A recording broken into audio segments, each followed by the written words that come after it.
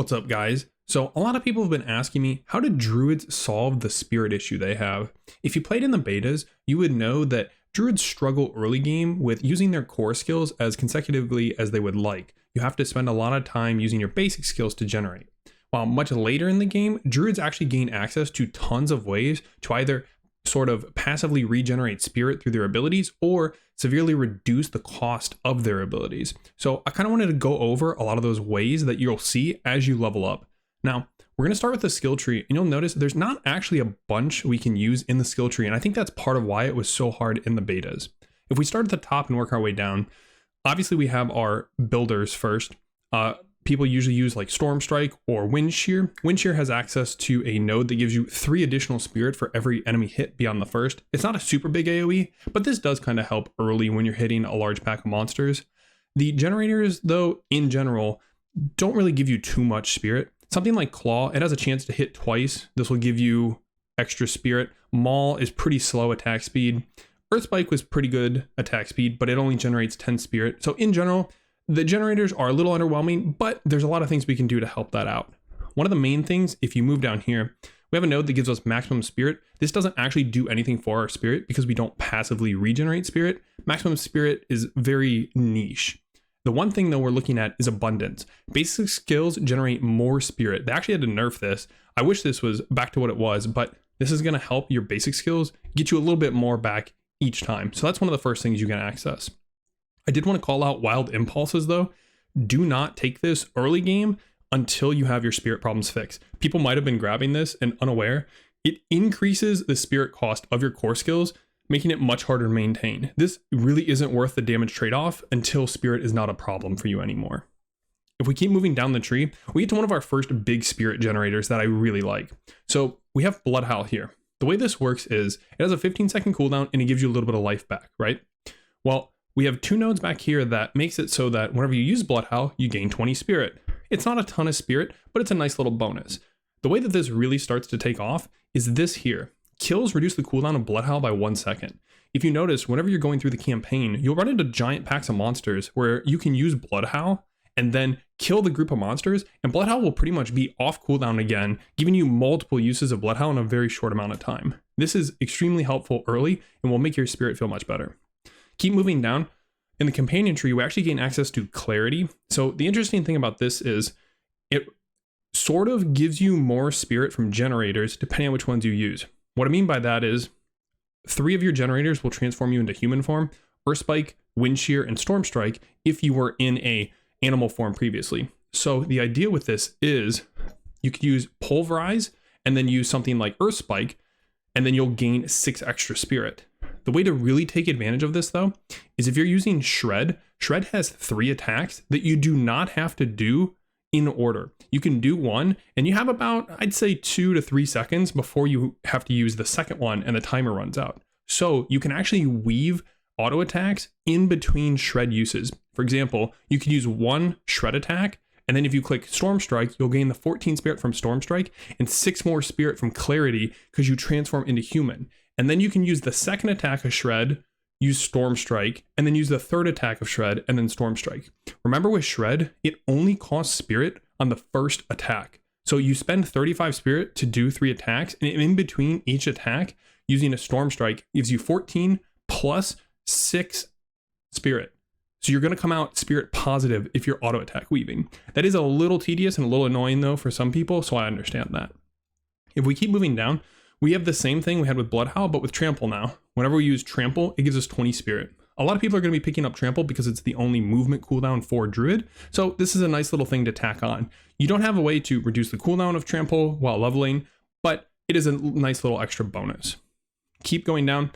This tree pretty much has nothing. I just wanted to call out Petrify does have one thing. Killing an enemy affected by Petrify grants 25 spirit. While leveling, I would say if you would like to use an ultimate skill, Petrify is probably your best option. If you're using something like Pulverize, you know, if you walk in, petrify everything, then Pulverize, you're probably going to blow them up and kill them and get the spirit back before the Petrify runs out. So not bad. But now is when we start to really get into the spirit fixes. So we did not have access to capstones, and there's 2 big capstones that can really help us out.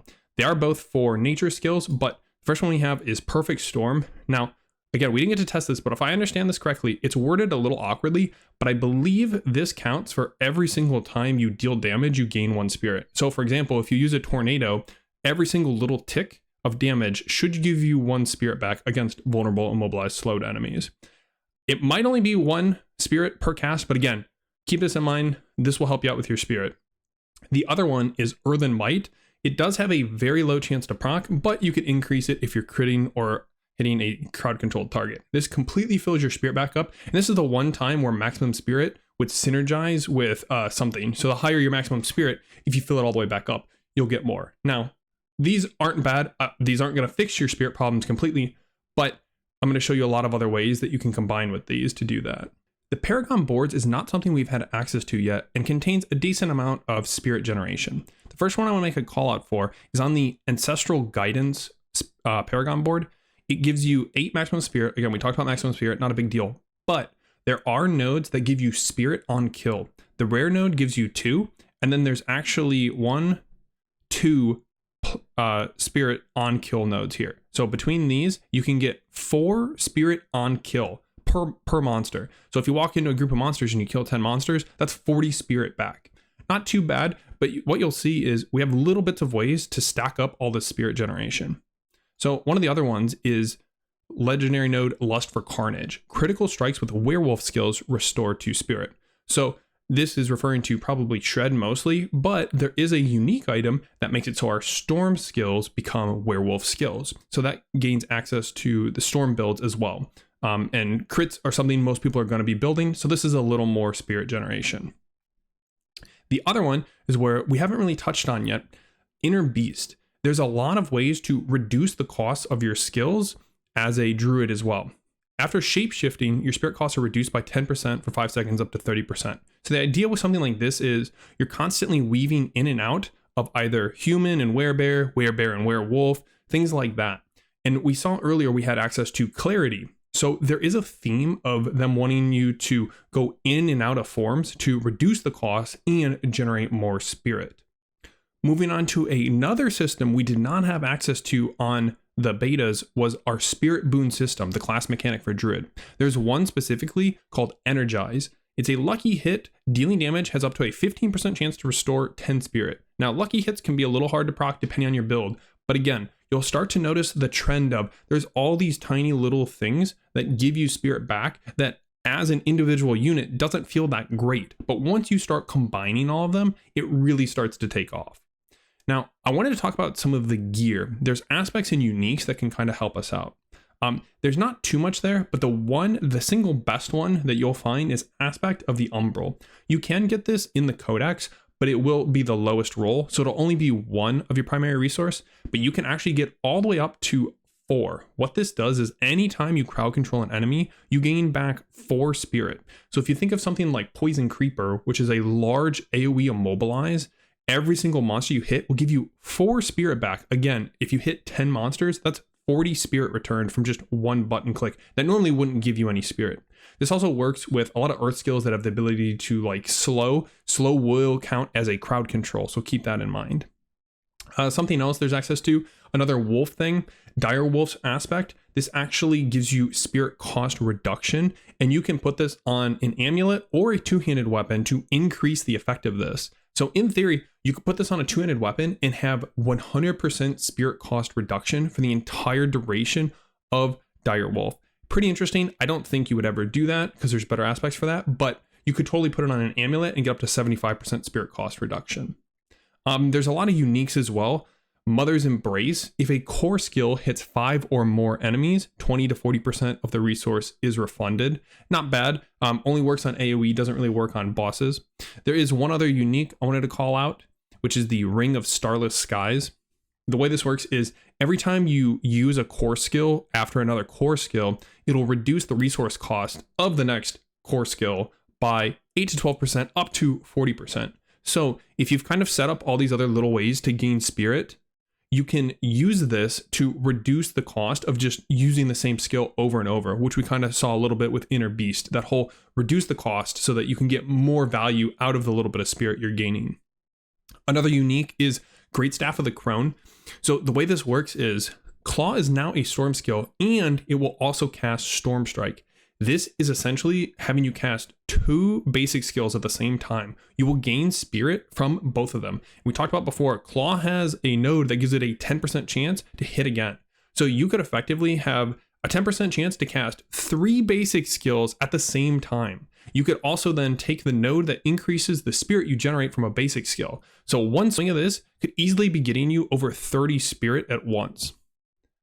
Final one, we talked a little bit about Tempest Roar, where it changes your storm skills into werewolf skills. This also has a small lucky hit component that has a chance to grant 4 spirit. Again, I just want to keep reiterating, you have to kind of stack up all of these tiny little ways to restore spirit, and it'll start to really feel good. So there's one last thing I want to mention, and I think this really ties together everything I've kind of been saying of how you're trying to combine all your spirit generation, and that's the intelligence stat. Now, because this isn't a main stat, a lot of people might actually overlook this and not realize just how strong this can get. At the end game, you're looking to have around maybe 400 to 440 intelligence. You could certainly go higher if you want, but you can see that per point of intelligence, you get increased spirit generation. With 400 intelligence, you can get up to 40% increased spirit generation. What this means is if you're using something that would give you 10 spirit back, it would then give you 40% more spirit back, going all the way up to 14 spirit. This is really important because this is what's going to kind of skyrocket all your little tiny spirit gains and just multiply all those effects to get you more and more spirit back. So the whole idea and why Druid was struggling in the beta was that they have all these systems in place that you can't even really access early and all rely on the other systems to really take off. So you need to focus on either reducing the cost of your skills so that whenever you use a basic skill, you're getting a good amount of spirit back, but you're not losing too much, or you need to look at generating so much spirit that you don't need to use a basic skill. So for example, there's the node that gives you a spirit back whenever your skills deal damage. If you use a tornado, you're going to be getting 1 spirit back each time. Maybe if you get enough intelligence, you can increase that up to 2 spirit. I think it rounds, so if you got this up to say 50% spirit generation, I think it would go from 1 to 1.5, which would get rounded up to 2. I need to test that to be sure, but you could then also put on something like Tempest Roar, which has a lucky percent chance to give you spirit, and then you could take the Lust for Carnage node because your storm skill is now a werewolf skill. Then you could take the Boon. So there's all these little tiny things. On top of all that, the intelligence is buffing up those spirit gains. So these are the ways I found. If you guys have found any other ways to kind of give you more spirit or ways that work, like for example, using companion skills don't cost spirit, but they still do damage, right? Leave them down in the comment section below. I know a lot of people have been having trouble with the Druid spirit stuff, so it'd be great if we can all work together to figure out how to really kind of fix the problem. But until next time, I'll see you guys later.